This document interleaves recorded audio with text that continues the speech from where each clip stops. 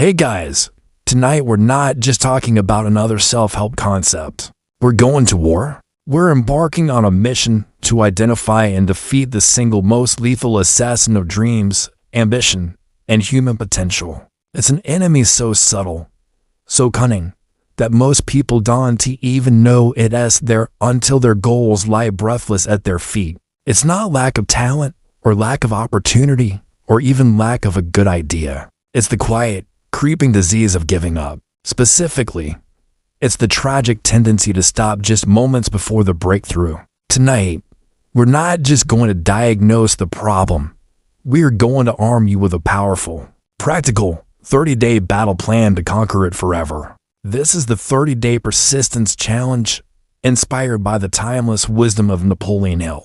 This is your chance to break the cycle and finally smash through the barriers that have held you back. This is where you stop being a victim of circumstance and start becoming the architect of your destiny. This journey begins with a story, a true one, etched into the very pages of Napoleon Hill's masterpiece, Think and Grow Rich. It's the tale of a man named Darby, and it serves as a chilling monument to the cost of quitting too soon.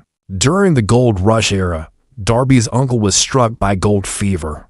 He traveled west, staked a claim, and went to work with a pick and shovel. The labor was brutal, the sun relentless, but his desire was stronger. After weeks of back-breaking toil, he was rewarded. He struck a vein of gleaming, shining ore. He had found gold, but there was a problem. The machinery needed to bring the ore to the surface was far beyond his means. Quietly, he covered up the mine, returned home to Maryland, and shared the incredible news with his nephew, Darby. Together, they raised the necessary capital from friends and family, bought the machinery, and shipped it to the claim. The first carve where they mined proved they had one of the richest mines in Colorado. A few more cars like that, and all their debts would be cleared. Then, the real profits would begin to roll in. It was the dream realized. They were on the cusp of a fortune.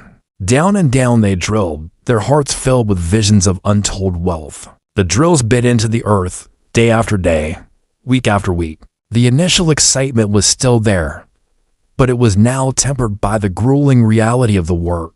And then, one day, something happened. Or rather, something didn't happen. The vein of gold ore vanished. They had come to the end of the rainbow, and the pot of gold was gone. They drilled on, desperate to pick up the trail again. They sank the shaft deeper, pushed further, driven by a frantic hope. But there was nothing, only rock, dirt, and the deafening silence of failure. The whisper of doubt that had been in the back of their minds began to grow into a roar. Maybe that was it. Maybe we got all there was. Maybe we were just lucky at first. Maybe this whole thing was a mistake. Finally, battered and defeated by the cold, hard reality of the unyielding earth, they quit. They sold their machinery to a local junk man for a few $100s and took the train back home, their dreams in ashes. Now, this is where the story shifts from a tragedy to a lesson of immense power.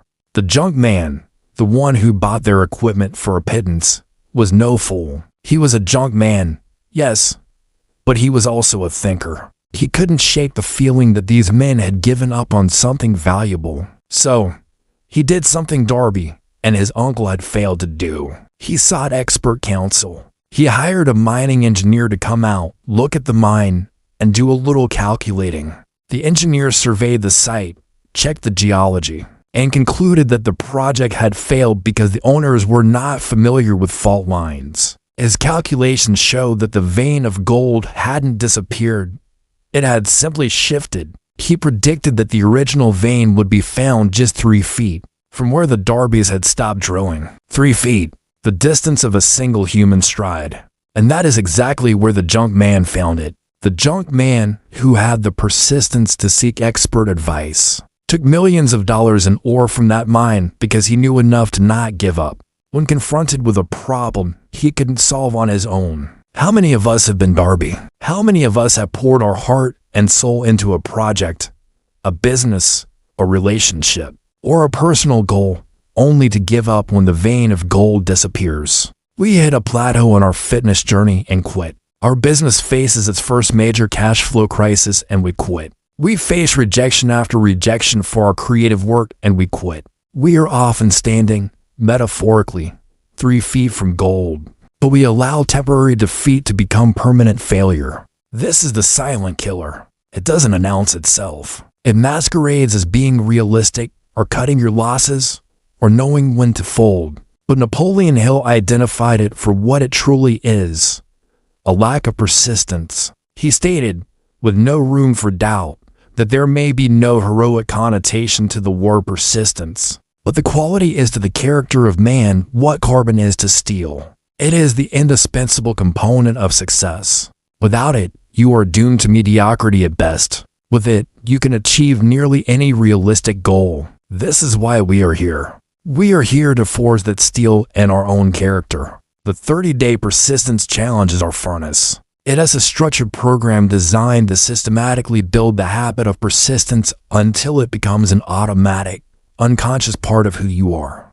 Over the next 12 sections of our journey together, we are going to break down the very mechanics of this incredible power. We will learn that persistence is not just stubbornness. It is not just gritting your teeth and pushing blindly forward. True, effective persistence is a dynamic, intelligent force built upon several key pillars. And this challenge is designed to install each one into your operating system. That story of our you, Darby, the story of the man who stopped 3 feet from gold, begs a deeper question. What was the real difference between him and the junk man? Was it just that one was a quitter and one was persistent? No, that's as simple. The difference was rooted in the very foundation of their actions. When Darby and his uncle were drilling, their desire was for wealth. But when they hit barren rock, their belief wavered and their desire evaporated.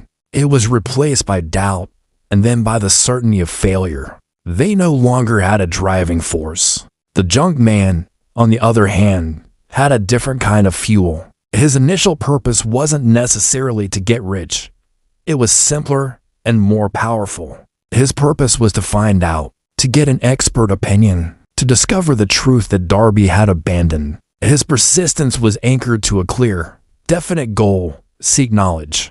Darby's persistence was anchored to a fading hope. One anchor held, the other dragged and was lost. This brings us to the first and most critical pillar of the 30-day persistence challenge. You cannot be persistent in a vacuum. True, unshakable persistence is impossible without what Napoleon Hill called a definite major purpose. A definite major purpose is not a wish. It's not a dream. It is not a vague hope like I want to be happy or I want to be rich. Those are worthless as fuel. They are mist, not mountains. A definite major purpose is a cold, hard, specific, and emotionally charged objective. It is the one thing you desire above all else. It is so clearly defined in your mind that you can see it, feel it, and taste it. It has a deadline. It has a plan, even if the plan is just the first step. He'll discover that every single one of the hundreds of successful people he interviewed, from Andrew Carnegie to Thomas Edison,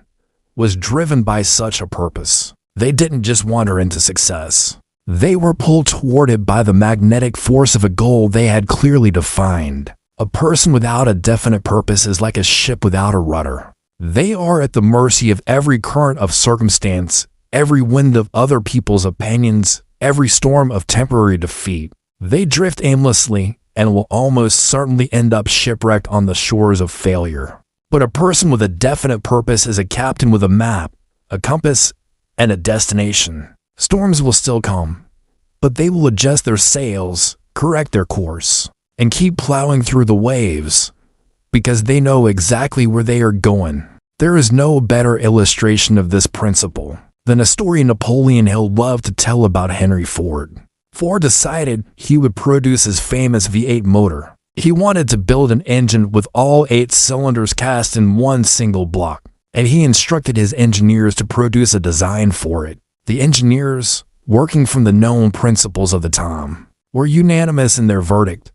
It was simply impossible to cast an 8-cylinder gas engine block in one piece. Ford, a man of little formal schooling, was not swayed by their expert opinions. He simply said, produce it anyway. They replied, "But it's impossible." Ford commanded, "Go ahead and stay on the job until you succeed, no matter how much time is required." His purpose was definite. It was not a request. It was not a suggestion. It was a reality that existed in his mind, and he was now commanding the physical world to catch up. The engineers went to work. 6 months went by, and they had nothing to show for it but a series of failed attempts. Another 6 months passed. They tried every conceivable plan to carry out the orders, but the task still seemed impossible. At the end of the year, Ford checked in with his engineers, and once again they informed him they had found no way to solve the puzzle. They had come to the conclusion that it could not be done. "Go right ahead," Ford told them. "I want it, and I'll have it." His persistence was relentless, but it was fueled by the absolute certainty of his purpose. He didn't know how they would do it. He only knew that they would. He had anchored his will to that outcome. So, the engineers went back to work, and they did as he said. They stayed on the job, and then, as if by a stroke of magic, the secret was discovered. The impossible became possible. The Ford V8 engine became a reality, revolutionizing the auto industry and putting a powerful, affordable car into the hands of millions. The secret to this magic was Henry Ford's persistence. But the secret to his persistence was the unwavering definiteness of his purpose. He had already decided on the outcome. The only variable was time. Most people approach their goals the opposite way. They start with "I'll try," and the moment they encounter an impossible obstacle, their purpose dissolves. Ford started with "I will," and the obstacles were forced to dissolve instead. This is the very first task in our 30-day challenge. Before you can practice the art of being persistent, you must have something worthy of your persistence. What is your V8 engine? What is the one goal that, if you achieved it, would fundamentally change your life and the lives of others? I want you to stop thinking in terms of wishes and start thinking in terms of commands. Don't say, "I wish I could start a business." Say, "I will launch my online store by October 1st, selling handmade leather goods." Don't say, "I'd like to get in shape." Say, "I will weigh 180 pounds with 15% body fat by June 30th by exercising 4 times a week and following a specific nutrition plan." The act of writing it down, of making it specific, of giving it a deadline, is the first step in transforming a flimsy wish into a concrete purpose. This is your anchor. This is the fuel for the journey ahead. Without it, you are just you.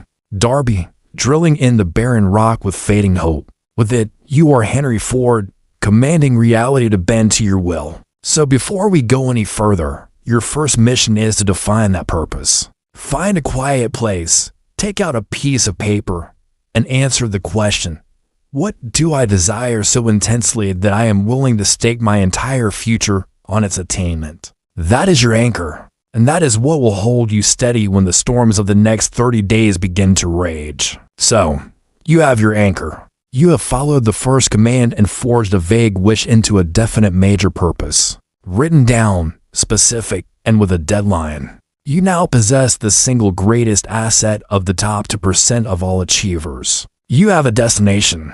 But a destination without a map is a source of anxiety, not action. A destination without a vehicle is just a picture on a postcard. This is where the vast majority of self-improvement journeys stall and die. People get hyped up on their big goal, their grand vision, but they have no idea what to do on a rainy Tuesday morning, and so they do nothing. The fire of their desire, which burns so brightly at first, is slowly starved of the oxygen of action. This brings us to the second pillar of unbreakable persistence.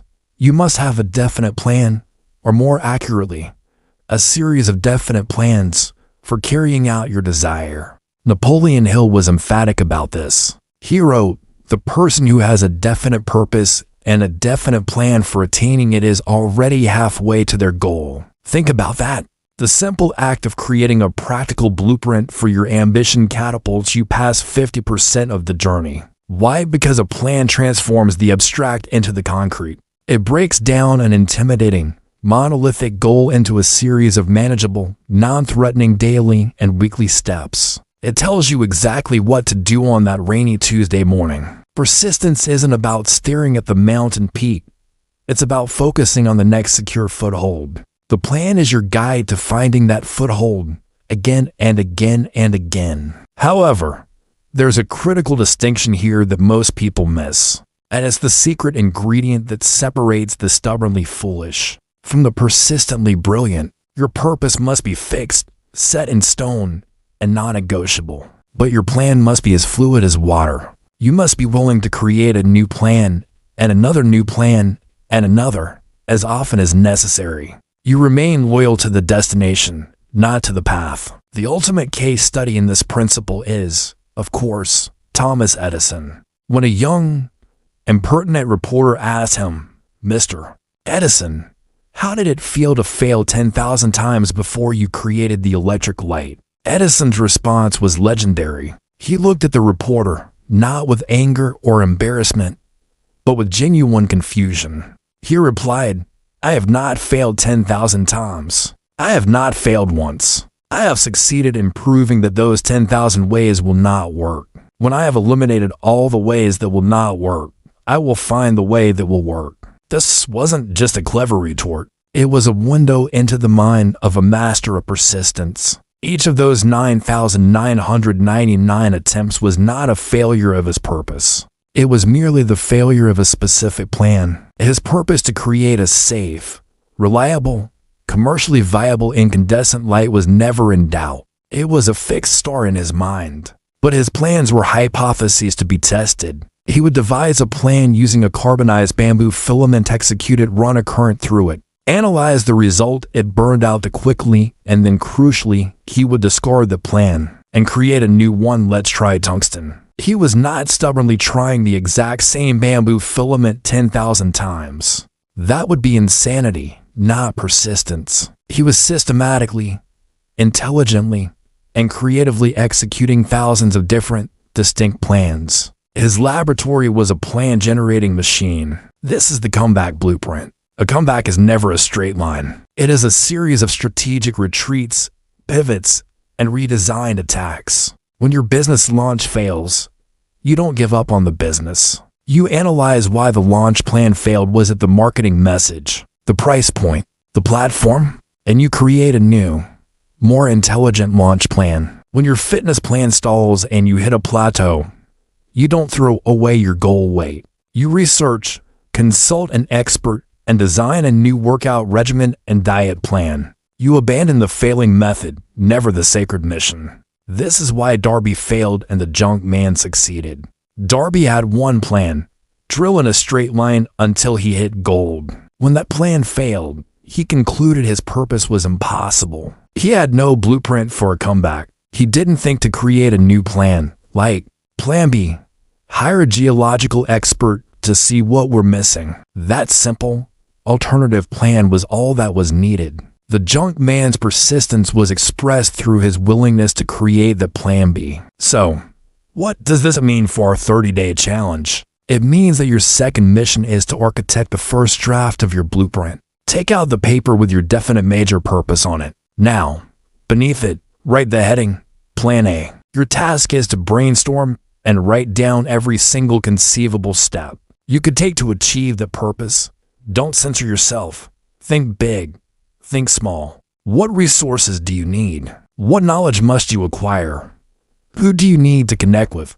What are the first 3 things you can do tomorrow? This plan does not have to be perfect. In fact, it's guaranteed to be imperfect. It will be riddled with flaws and false assumptions. That does not matter. The goal here is not to create the ultimate, final plan. The goal is to get out of the realm of dreaming and into the realm of logistics. The goal is to create a tangible document that you can begin to execute immediately. This is Plan A. We fully expect that you will have to create a Plan B, C, D, and maybe all the way to Plan Z. But you can't create Plan B until you have executed and learned from the failures of Plan A. Action and analysis are the keys. This is the rhythm of persistence.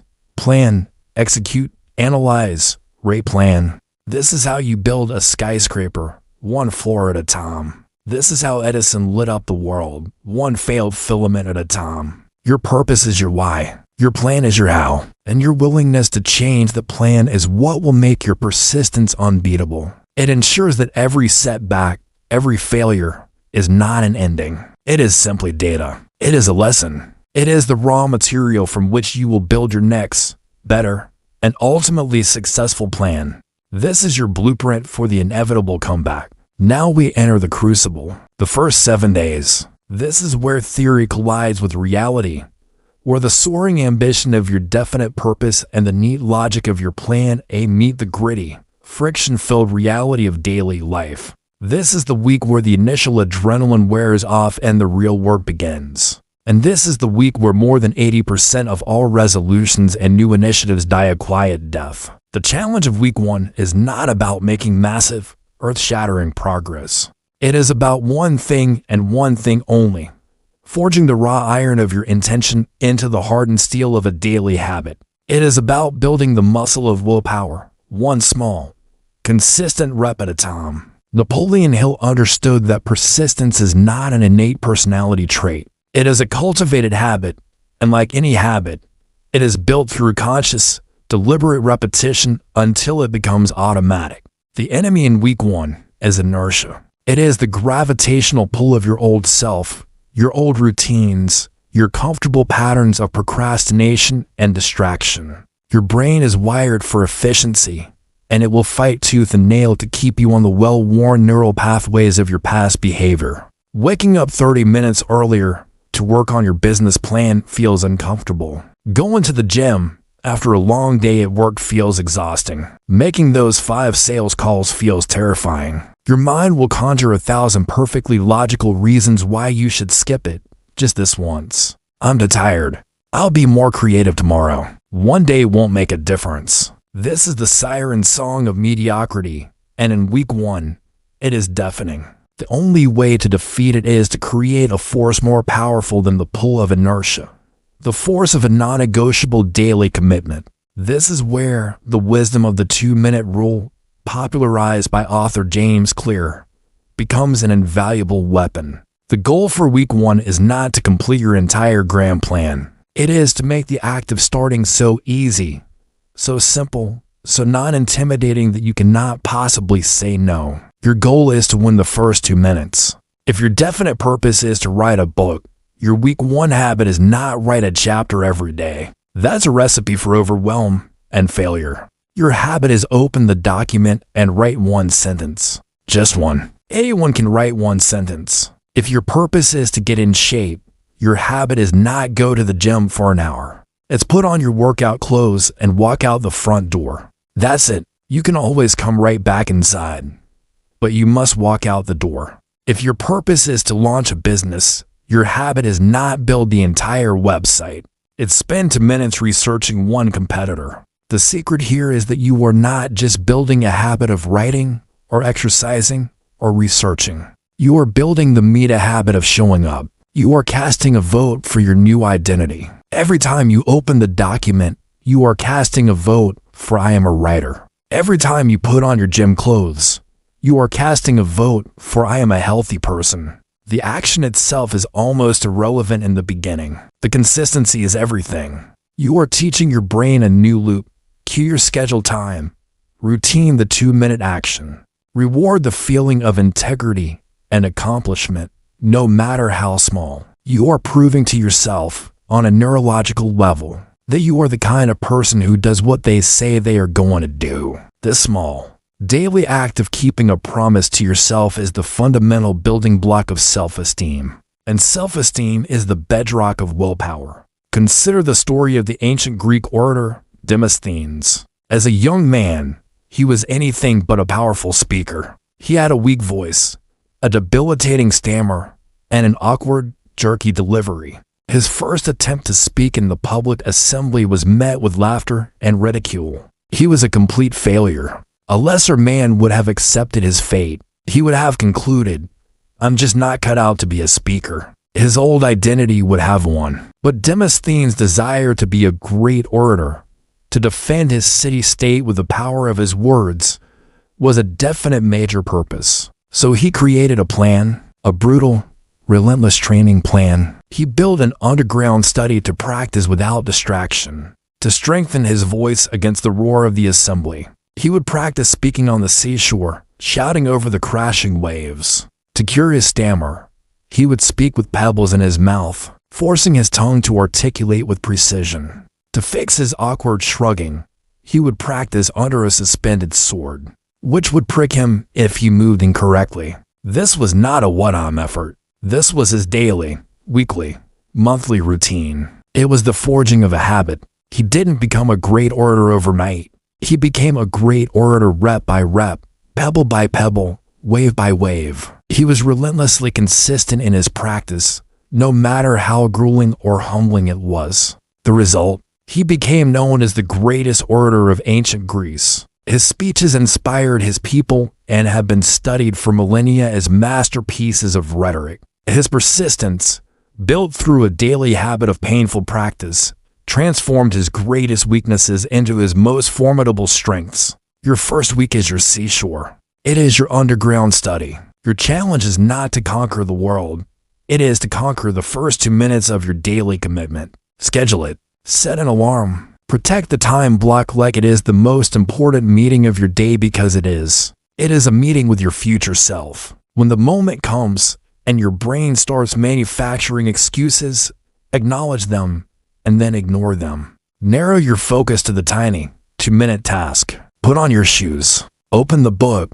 Dial the first number. Win that initial battle. Do this for 7 consecutive days. By the end of this week, you will have done more than just 7 small tasks. You will have installed the foundational code of persistence. You will have built a bridge of trust with yourself. You will have proven that you have the power to command your own actions, and that small, daily willpower, compounded over time, is a force capable of moving mountains. This is how the forging begins. By the end of week 1, you have achieved a critical personal victory. You have proven to yourself that you can command your own actions. You have established a beachhead of consistency against the powerful tides of your old habits. But now, you must fortify your position. A single soldier, no matter how disciplined or courageous, cannot win a war alone. He needs an army. He needs supply lines. He needs allies who share his objective. This is a truth Napoleon Hill considered so fundamental that he devoted an entire principle to it,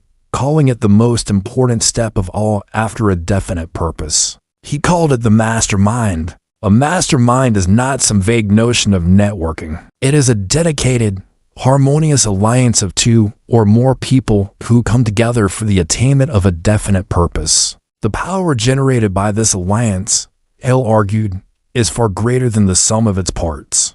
It creates a third, invisible, intangible force, a mastermind, that provides its members with knowledge, experience, and a spiritual power that is unavailable to any single individual. In the context of our 30-day persistence challenge, the mastermind is your persistence multiplier. It is your single greatest defense against the temptation to quit. Why? Because it transforms your personal quest into a shared mission. It introduces the powerful force of social accountability. When you are working alone, the only person you let down when you quit is yourself. And we are all experts at forgiving ourselves, at rationalizing our own failures. I'll start again Monday is a lie we tell ourselves with practiced ease. But when you are part of a mastermind alliance, you are accountable to others. The thought of having to report back to your group, "I didn't do what I promised this week," is often a far more potent motivator than internal discipline alone. It leverages our deep-seated human desire to maintain our standing and reputation within a trusted group. The story of the founding of the United States is the ultimate mastermind case study. 56 men came together to sign the Declaration of Independence. There were men of vastly different backgrounds: farmers, lawyers, merchants, physicians. Many had conflicting personal interests and regional loyalties. But they were united by a single, definite major purpose: to create a new nation, free from the tyranny of the British Crown. In that room in Philadelphia, they formed a mastermind. They pledged to one another their lives, their fortunes, and their sacred honor. This was not mere rhetoric. By signing that document, they were committing an act of high treason, the penalty for which was death by hanging. Every single one of them knew this. As they deliberated, the forces arrayed against them were overwhelming. They faced the most powerful military and naval force on Earth. The odds were impossibly long. Doubt and fear were palpable in the room. Many wavered, considering the catastrophic personal cost of failure. At this critical moment, when the entire enterprise hung in the balance, one of the signers, whose name history has not definitively preserved but whose words ring with power, rose to speak. He reminded them of the purpose that had brought them there, of the future they were fighting for. He ended his speech with a thunderous declaration: God has given America to be free. As for me, I am prepared to stake my all upon the issue. I had rather die from a British halter than suffer the crown to enslave my country. But I see no sign of God's mercy in our quitting. His words electrified the room. He reminded them that their individual persistence was now tied to a collective fate. The fear of individual failure was transmuted into the courage of a shared conviction. They signed the document. For the next several years, they endured unimaginable hardship. They faced defeat after defeat on the battlefield.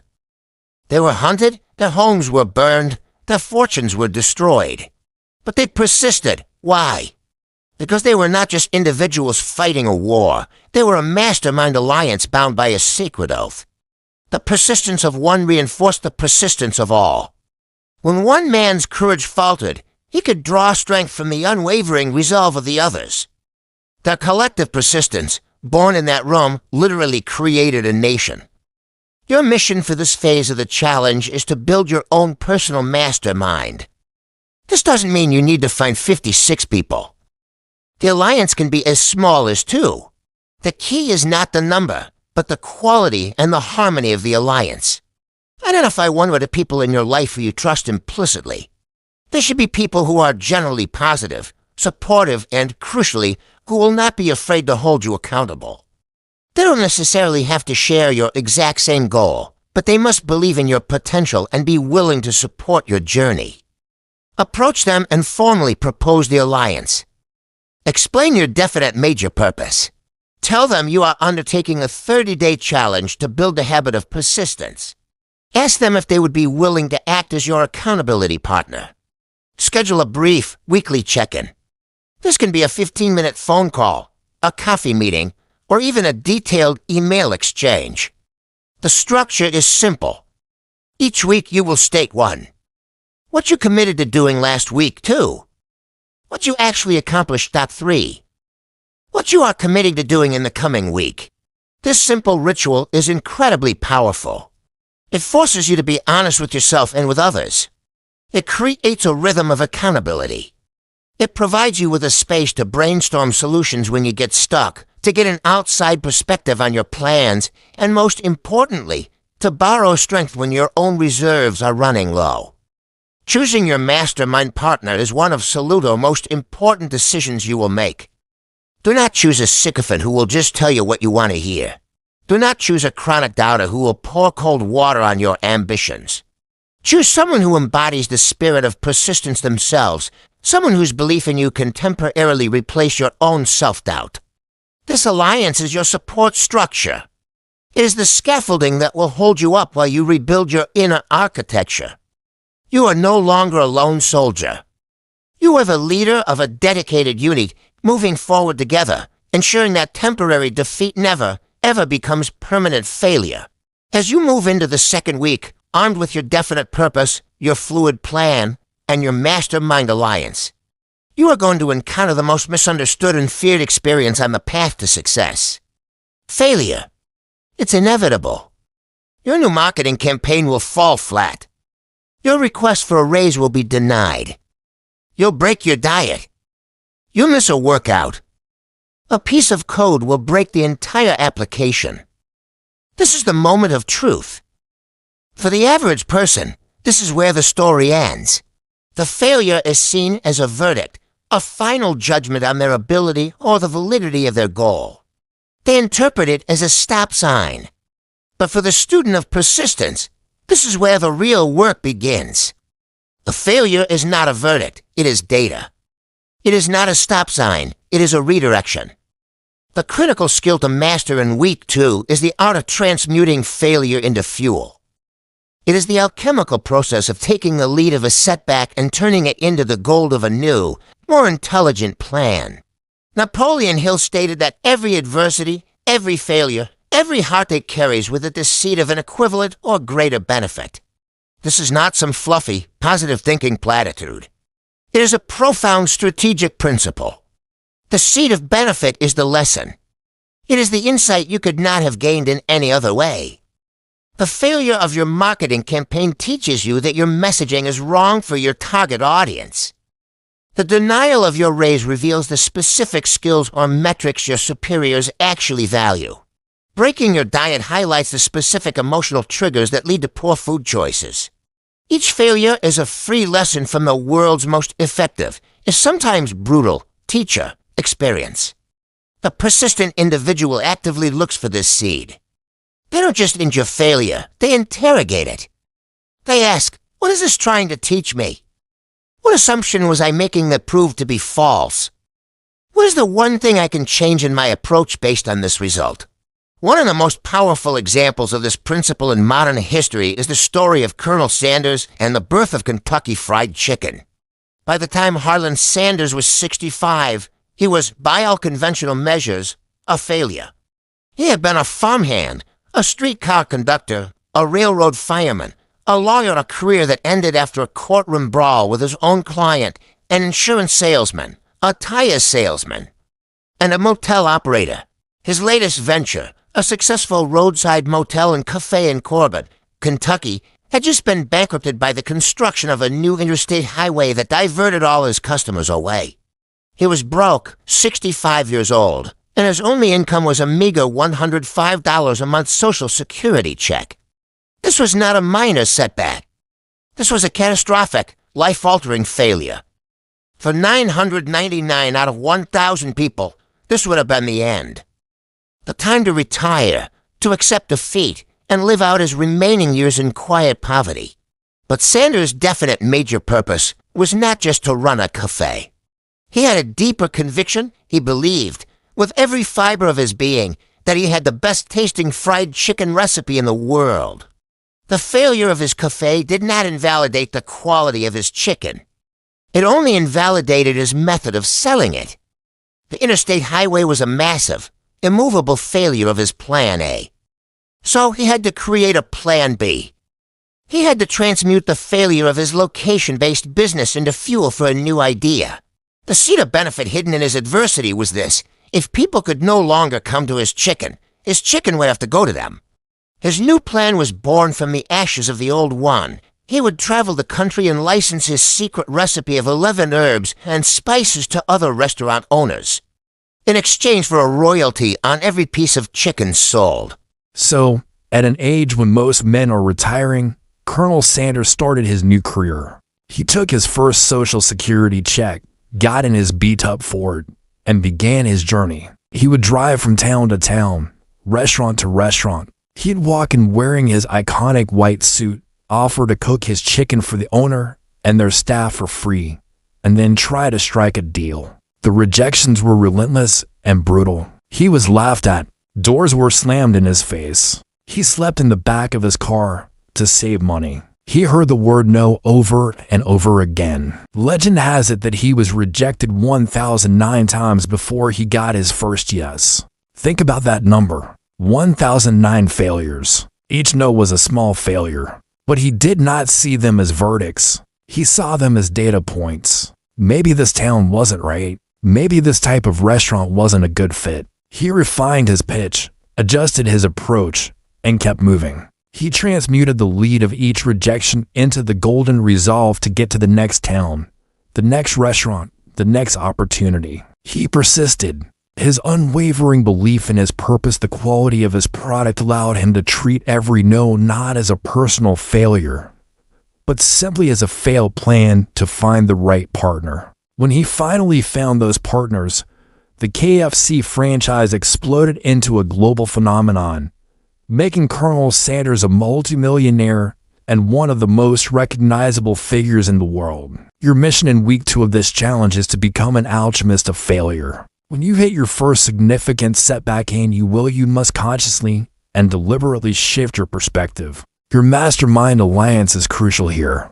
Share the failure with them. Don't frame it as "I failed." Frame it as "the plan failed, and here's what I think I've learned." This practice does 2 things. First, it externalizes the event, separating your identity from the outcome. Second, it immediately focuses your brain and the collective intelligence of your mastermind on finding the seed of equivalent benefit. You are not there to complain or seek sympathy. You are there to perform a strategic postmortem. What worked? What didn't? What is the lesson? What is our new plan of attack?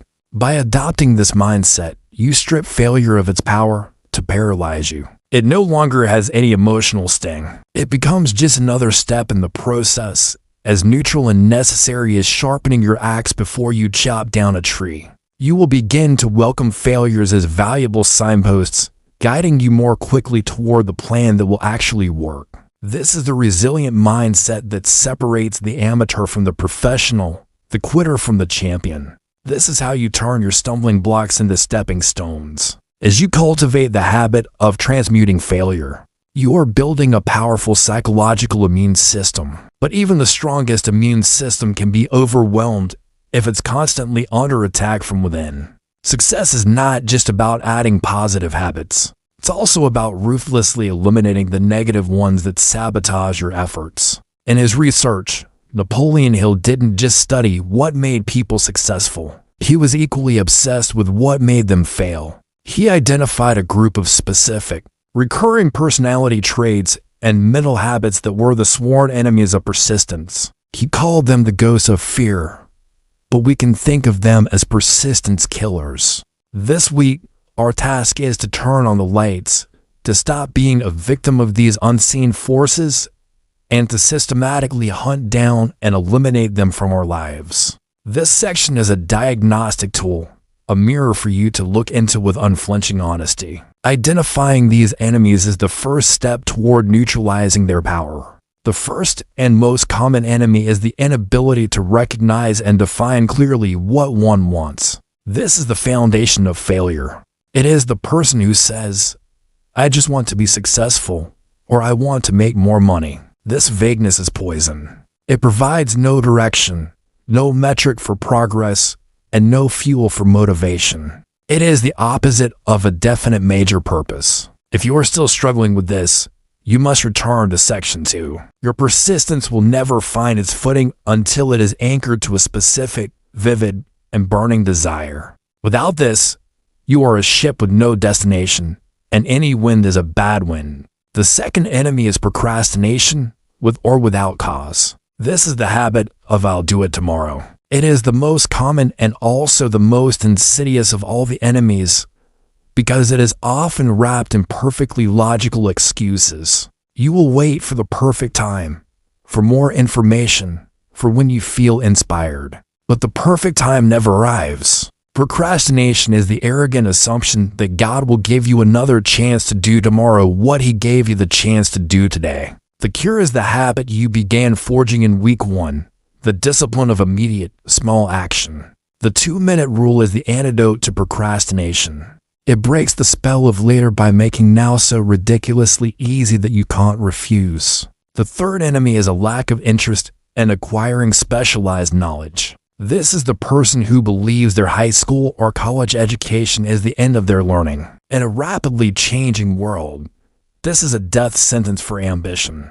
They are attempting to build a modern skyscraper with ancient tools. Persistence without learning is just stubbornness. As we saw with Edison, true persistence is a cycle of action and analysis.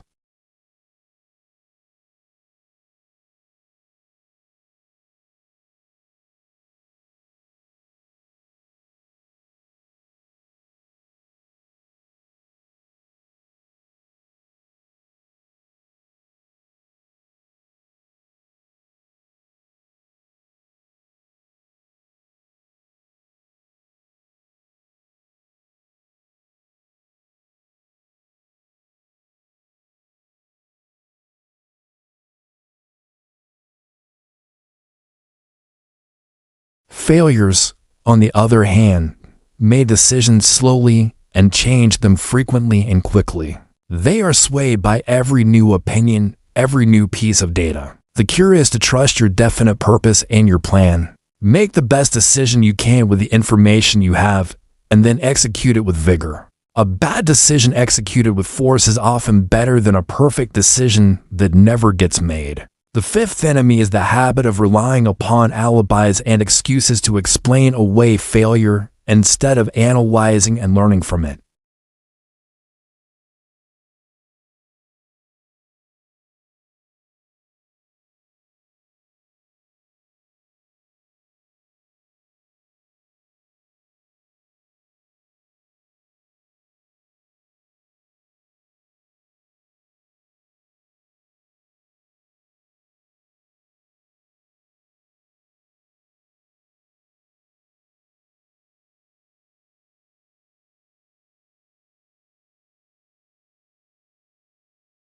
The sixth enemy is self-satisfaction and complacency. This is a subtle danger that often comes after a small taste of success. You achieve a minor goal and you ease up. You stop pushing, you stop learning, you stop growing. You believe you have arrived. But in the race of life, there is no finish line. The moment you become complacent, you begin to slide backward. The cure is to always have the next goal waiting in the wings. Let your definite major purpose be a mountain with many peaks. As you ascend one, your eyes should already be on the next, higher summit. The seventh enemy is indifference. This is often expressed as a willingness to compromise on all fronts, a go-with-the-flow attitude that avoids conflict and challenge. This person lacks a strong inner compass. They don't stand for anything, so they fall for everything. They are easily discouraged because their desire isn't strong enough to withstand even minor opposition. The cure is the emotional fire of your definite purpose. You must cultivate a righteous intolerance for anything that stands between you and your goal.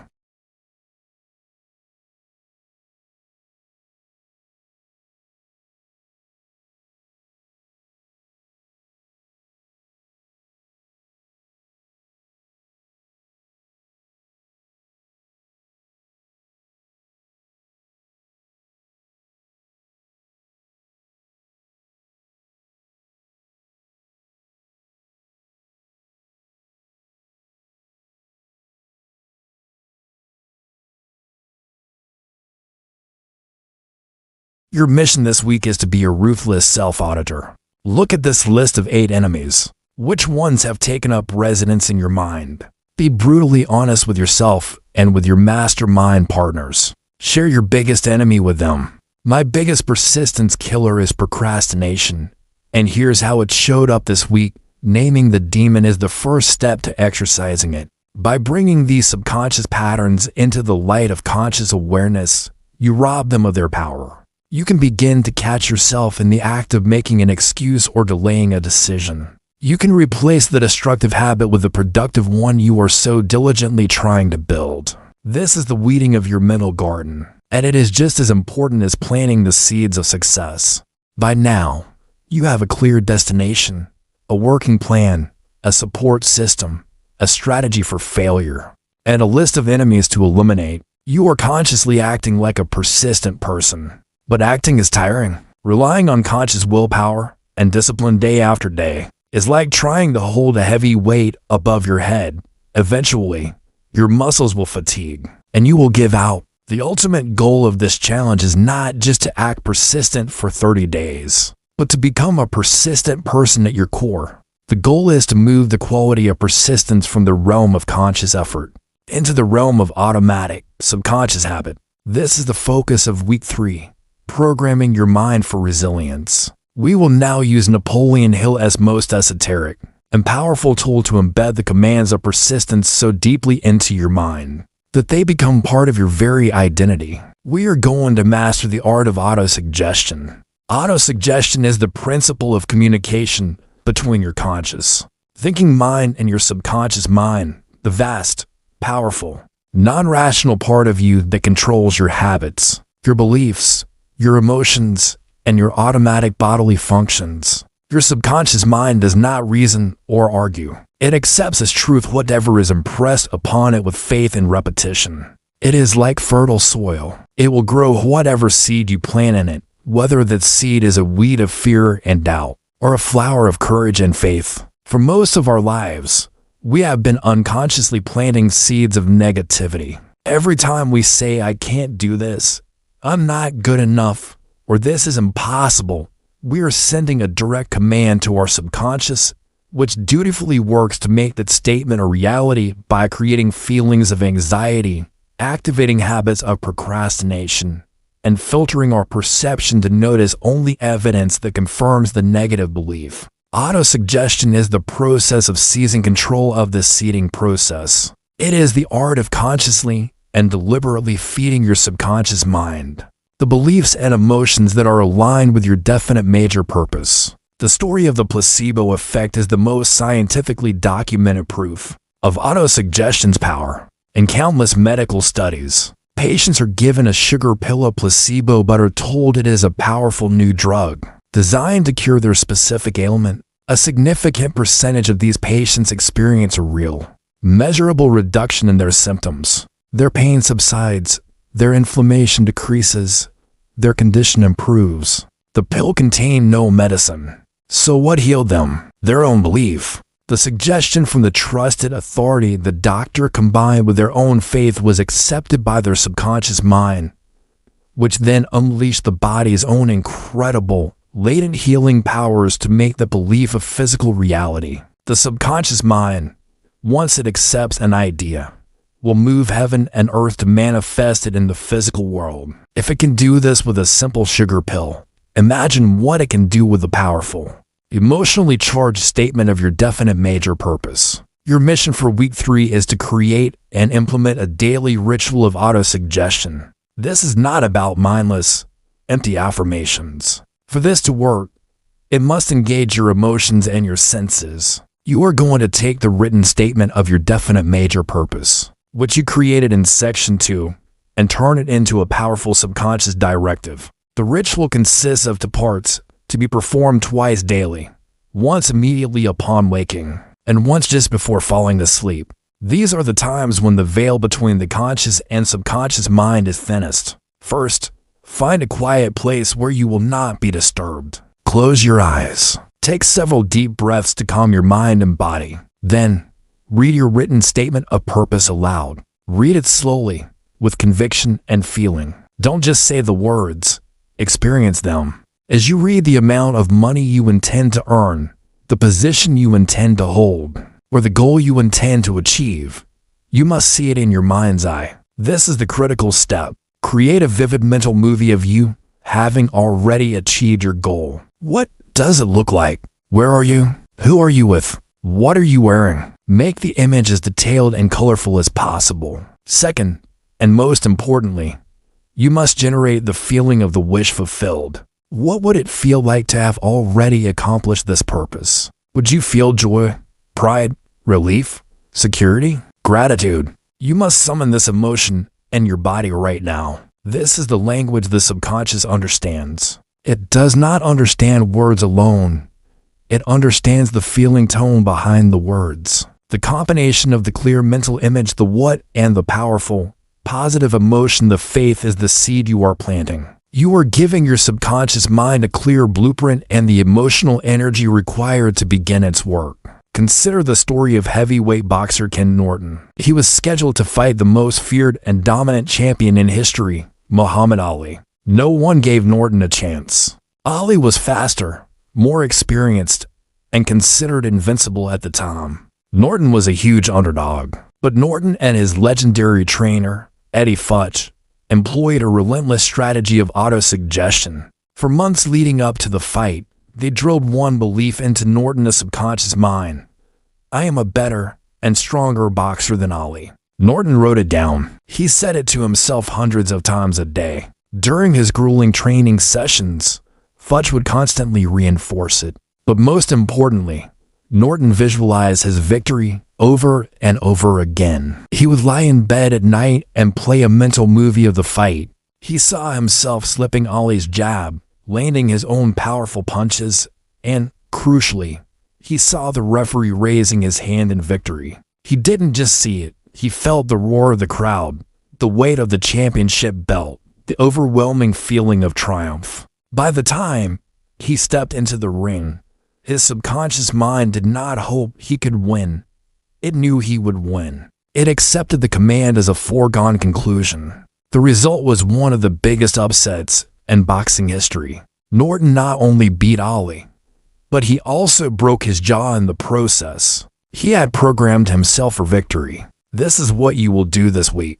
Twice a day, every day, you will conduct this ritual. You will read your statement, visualize the outcome, and feel the emotion of its fulfillment. You are bypassing the doubtful, critical conscious mind and planting your purpose directly into the fertile soil of your subconscious. This practice will transform your inner world. It will slowly overwrite the old programs of fear and doubt. It will attune your perception to notice opportunities you were previously blind to. It will give you an unshakable inner calm and a deep-seated confidence that is not dependent on external results. This is how you build true resilience from the inside out. You are not just acting persistent, you are rewiring your very being to be persistent.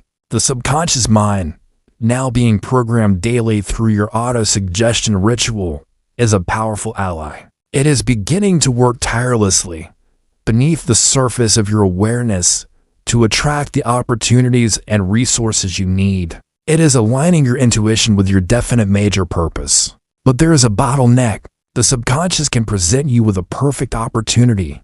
Your intuition can scream yes. But it all grinds to a halt if the conscious, executive part of your mind refuses to act. The final war of this challenge is not against an external enemy. It is against the quiet, creeping paralysis that kills more dreams than any outright failure ever could. This is the war on indecision. It is the habit of standing at a crossroads, weighing options endlessly, until the opportunity itself vanishes. It is the graveyard where countless brilliant plans and burning desires go to die, not with a bang, but with a whimpering excuse of "I need more time to think." Napoleon Hill made a startling discovery that turned conventional wisdom on its head. He found, without exception, that men of great achievement reached decisions very promptly and changed those decisions very slowly. Conversely, those who failed to accumulate wealth or achieve their goals, without exception, had the habit of reaching decisions very slowly, if at all, and changing them frequently and quickly. Read that again. It is a formula for success and failure in a single sentence. The successful decide with speed and conviction. The unsuccessful hesitate, waver, and are tossed about by the winds of other people's opinions. Why? Because the person with a definite purpose and a clear plan has already done 90% of the thinking. Their decision-making is guided by a powerful inner compass. Their only question is, does this course of action move me closer to my objective? If the answer is yes, they decide and they act. The person without a clear purpose has no compass. They are constantly seeking external validation, polling their friends, reading another article, waiting for a sign. They are terrified of making the wrong choice, not realizing that the most wrong choice of all is to make no choice. There is no more potent story of the power of a swift, irrevocable decision than that of Julius Caesar. In 49 B.C., Caesar stood with his 13th legion on the northern bank of a small river called the Rubicon. This river marked the sacred, legal boundary between his province of Gaul and the Roman heartland of Italy. The Roman Senate, fearing his growing power and popularity, had issued a direct order.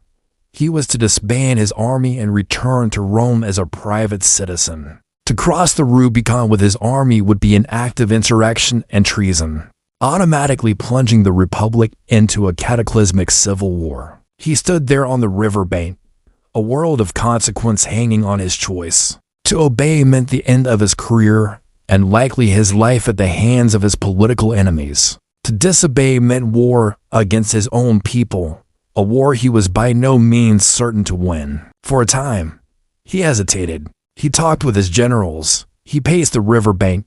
He weighed the terrible odds. He was caught in the grip of a monumental indecision. But Caesar understood the paralysis that came with it. He knew that to waver was to project weakness, to invite dissent among his own troops, and to give his enemies in Rome more time to gather their forces. He knew the moment for deliberation was over and the moment for action was at hand. Suddenly, he turned to his men, his face set like flint, and made a declaration that has echoed through history. Alia Iacta Estate. The die is cast. With that, he spurred his horse into the shallow water and led his army across the river. In that single moment, he had made his choice. He had burned his ships. There was no going back. Retreat was no longer an option. The ambiguity was gone. The only path was forward toward Rome, toward victory or death. That decision, made so promptly and with such finality, had a magical effect. It electrified his soldiers with a sense of purpose and destiny. It sent a shockwave of fear and confusion through his enemies in the Senate, who had expected him to dither and negotiate. The swiftness of his action created a momentum that proved unstoppable. By closing off all other options, Caesar simplified the world for himself and his army. Their purpose became singular: win. He had made the war not just a possibility, but a reality, and in doing so, seized control of the narrative and the future. He did not wait for conditions to be perfect. He did not wait for a guarantee of success. He made a decision based on his purpose, and by the sheer force of the decision, he began to bend reality to his will. Your mission this week is to cross your own Rubicon. You must identify one major decision related to your definite major purpose that you have been putting off. Look at your plan. Where is the bottleneck? What is the one thing you know you need to do, but have been avoiding out of fear or a desire for more information? Is it registering your business name? Is it making that first cold call to a potential client? Is it having the difficult conversation with your boss or your partner? Is it liquidating a poor investment to fund your new venture? Is it signing up for the certification course? You know what it is. It's the thing that brings a knot of anxiety to your stomach just thinking about it. Here is your command. You must make the decision, one way or another, within the next 24 hours. Gather the essential facts you need, and only the essential ones. Give yourself a 1-hour time limit for any further research. Present the situation to your mastermind alliance, not to ask them what to do, but to state your options and get their feedback. Then, you must decide. Trust the work you have done. Trust the purpose you have set. Trust the subconscious programming you have been installing. Make the call. Click the button. Send the email. And once the decision is made, do not look back. Do not second guess it. Pour all of your energy into the execution of the decision. Even a wrong decision made with conviction will teach you more and move you further than a perfect decision that is never made. This is the habit that separates the dreamer from the doer. It is the final war against the internal enemy. Cast your die. Cross your river. Your future is on the other side. You have now endured 3 weeks in the crucible of this challenge. You have stared down the blank page and written your purpose. You have wrestled with the chaos of your ambition and forged a plan. You have faced the terror of the first step and built the daily habit of showing up. You have sought allies and made yourself accountable. You have looked into the face of failure and refused to blink, choosing instead to learn. You have identified the ghosts in your own machine and begun the process of exercising them. You have programmed your subconscious mind and waged war on your own indecision. You have been pushing a giant, heavy boulder up a steep hill. The work has been grueling, demanding, and at times, you have likely wanted to let go and allow it to roll all the way back to the bottom. This final week, week 4, is about one thing: reaching the crest of the hill. It is about the moment when the struggle ceases. It is about reaching the persistence tipping point, where the massive momentum you have built finally overcomes the force of gravity, and the boulder begins to roll on its own. This tipping point is a phenomenon of physics and psychology. It's the moment of critical mass, the point where a habit shifts from a conscious, draining effort into an unconscious, automatic identity. It's the moment the flywheel, which you have been pushing with all your might, begins to spin under its own power. The internal resistance that screamed at you in week 1 fades to a whisper and then to silence. The action, whether it's writing, exercising, building or selling is no longer something you have to do. It becomes a natural and necessary part of who you are. To fail to do it feels more alien than doing it. This is the moment persistence becomes your default setting. There is no greater story to illustrate this shift from impossible struggle to a new, effortless standard than the quest to break the 4-minute mile. For decades, it was the Everest of human athletics. It wasn't just a record. It was considered an absolute physiological barrier. Doctors and scientists published papers proving that the human body was simply not capable of running a mile and under for minutes. They argued the heart would explode, the lungs would burst. This belief was so deeply ingrained in the collective consciousness that it became a self-fulfilling prophecy. An entire generation of the world's greatest runners would approach the 4-minute mark and then, as if hitting an invisible wall, they would fail. The barrier was as much psychological as it was physical. Then came a young English medical student named Roger Bannister. Bannister possessed a definite major purpose. He would be the first man to break the barrier. He approached the problem not just as an athlete, but as a scientist. He created a definite, meticulous plan. Section 3, optimizing his training, his pacing, his diet. He formed a mastermind. Section 5 with two friends, Chris Brasher and Chris Chataway, who agreed to act as his pacemakers. He faced countless setbacks and failed attempts. Section 6, each one teaching him something new about his own limits and how to exceed them. He was ruthlessly eliminating his weaknesses. Section 7, and most importantly, he was using a powerful form of autosuggestion. Section 8, visualizing the race, seeing the clock tick past 3:59. Convincing his own nervous system that the impossible was, in fact, possible. On May 6, 1954, at a dreary, windswept track in Oxford,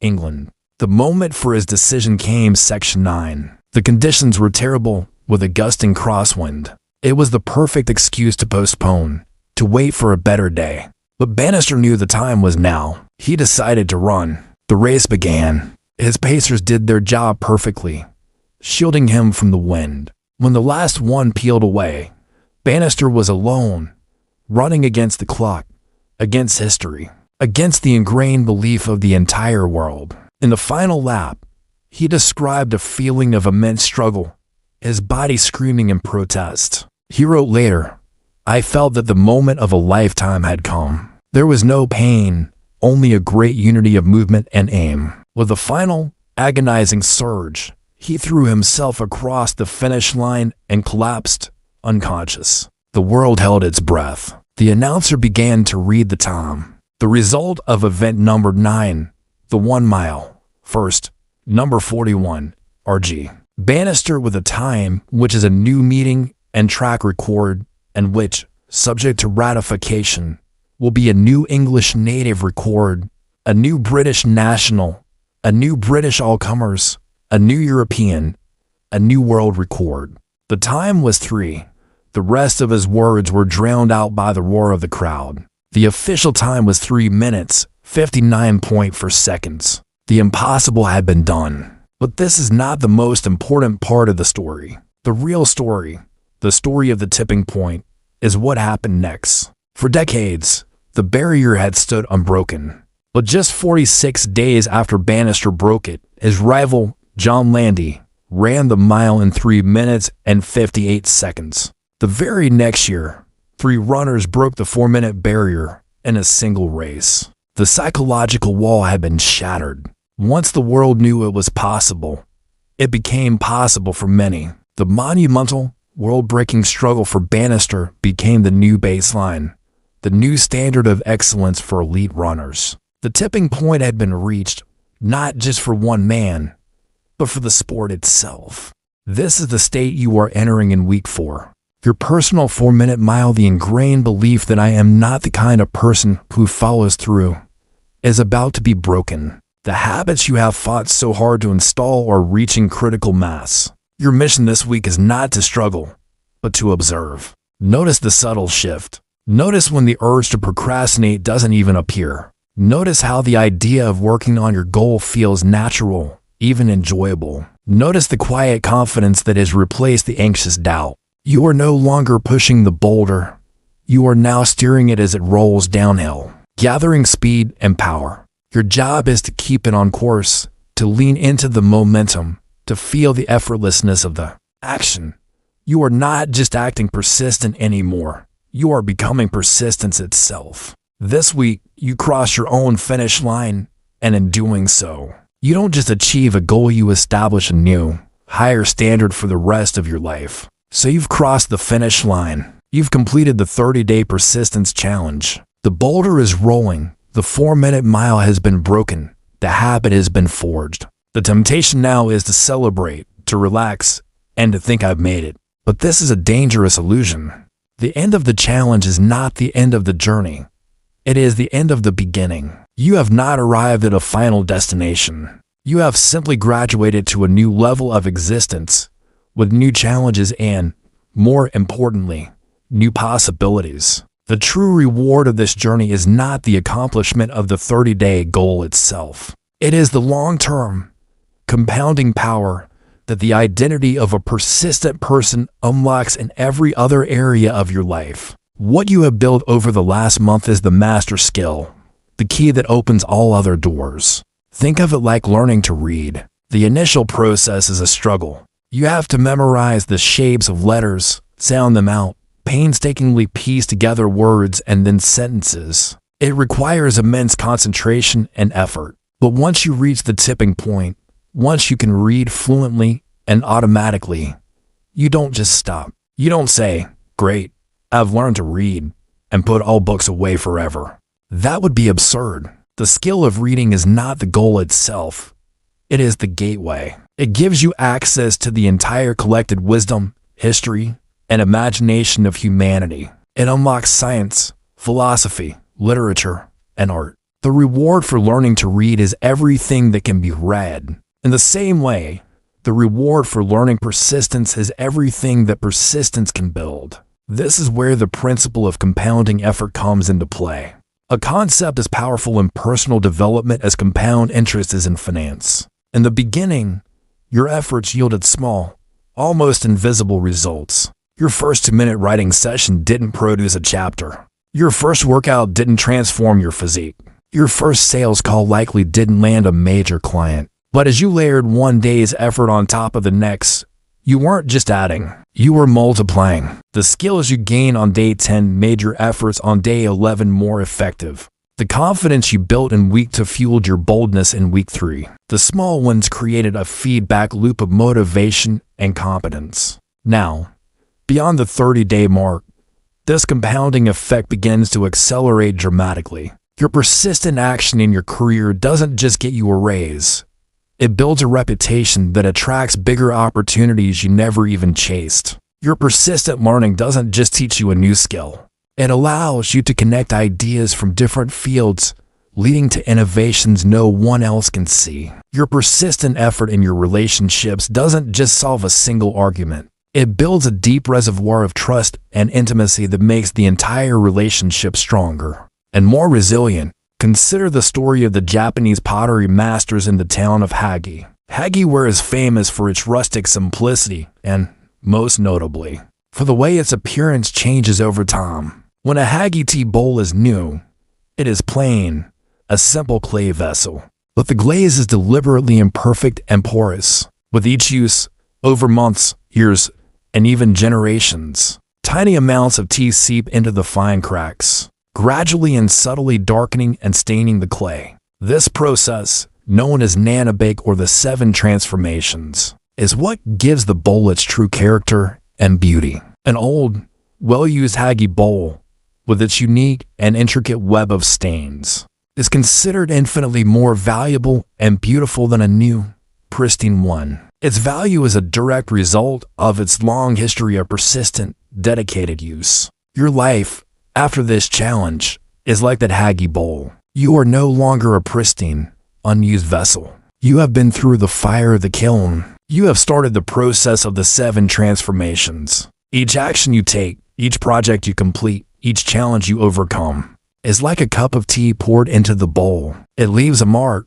It deepens your character. It adds to your unique an uncopyable story of growth. The world may see only the external results, the business you build, the book you write, the promotion you earn. But the real value is in the internal transformation, the intricate pattern of resilience, wisdom, and strength that has been etched into your very being. This is the life that awaits you beyond the 30-day finish line. It is a life where you no longer fear big goals, because you now have a proven process for breaking them down and achieving them. It is a life where setbacks are no longer terrifying roadblocks, but interesting detours that often lead to more beautiful destinations. It is a life where you attract other persistent, high-achieving people, because your energy and your reputation now precede you. Your mastermind will grow naturally. Your opportunities will multiply. The compounding effect of your persistence will create a virtuous cycle, a spiral of ever-increasing success and fulfillment. Your final mission, the one that lasts a lifetime, is to keep pouring the tea. Do not put your new identity on a shelf like a trophy.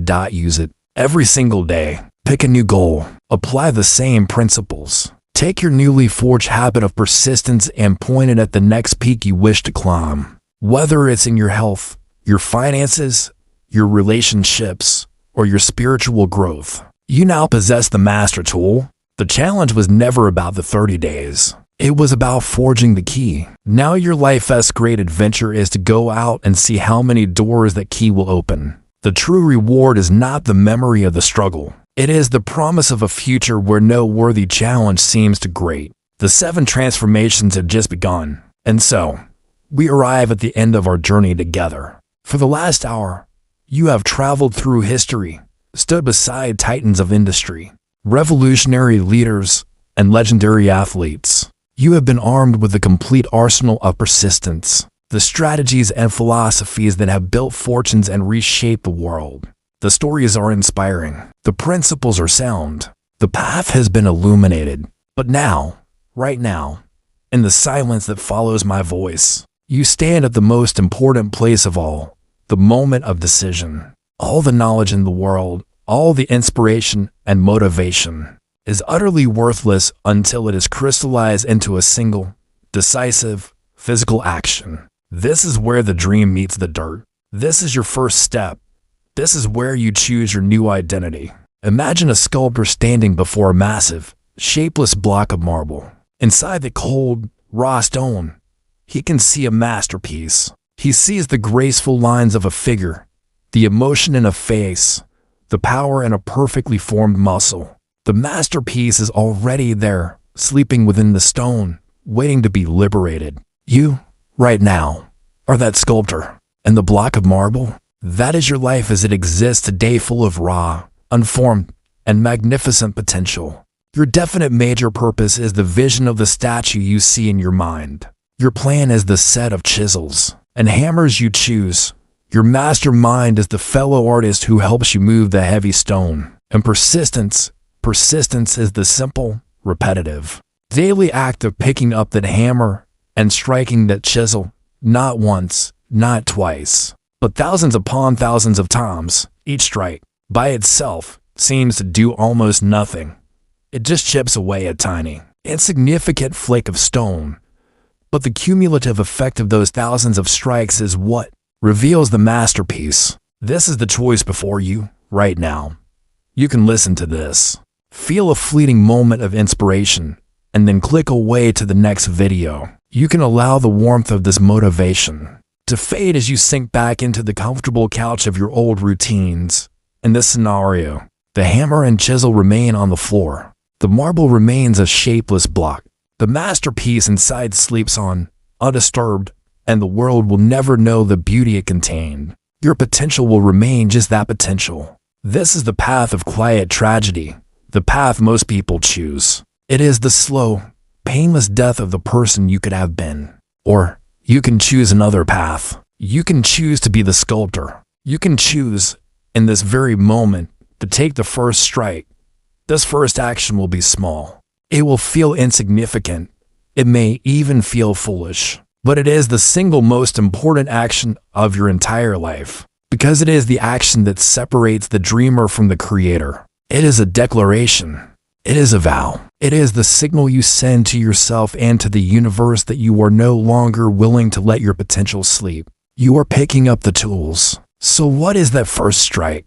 It is not some grand, heroic gesture. It is simple. It is concrete. It is something you can do in the next 5 minutes. Your final mission, your true beginning, is this as soon as this video ends. Before you do anything else, I want you to find a single piece of paper and a pen.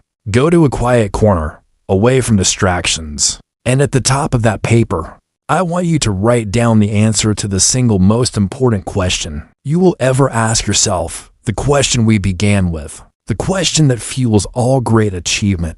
What do I desire so intensely that I am willing to stake my entire future on its attainment? Don't censor yourself. Don't judge it. Don't worry about the how just yet. Just write it down. Be specific. Give it a deadline. Sign your name at the bottom. That piece of paper is your first strike of the chisel against the marble. It is your Rubicon. It is your 359 mile. It is the physical manifestation of your new identity. It is proof that you are no longer a person who just thinks about changing. You are now a person who acts. Keep that paper with you. Read it every morning when you wake up and every night before you sleep. Let it be the first command your subconscious mind receives each day. Everything we have discussed, all 12 sections, all the stories, all the strategies flows from that single piece of paper. It is the anchor for your persistence, the fuel for your desire, the blueprint for your masterpiece. The person you were when you started this video and the person you are after writing that statement are two different people. One was a spectator, the other is a creator. The choice is yours, and the time is now. The marble is waiting. The masterpiece within you is begging to be set free.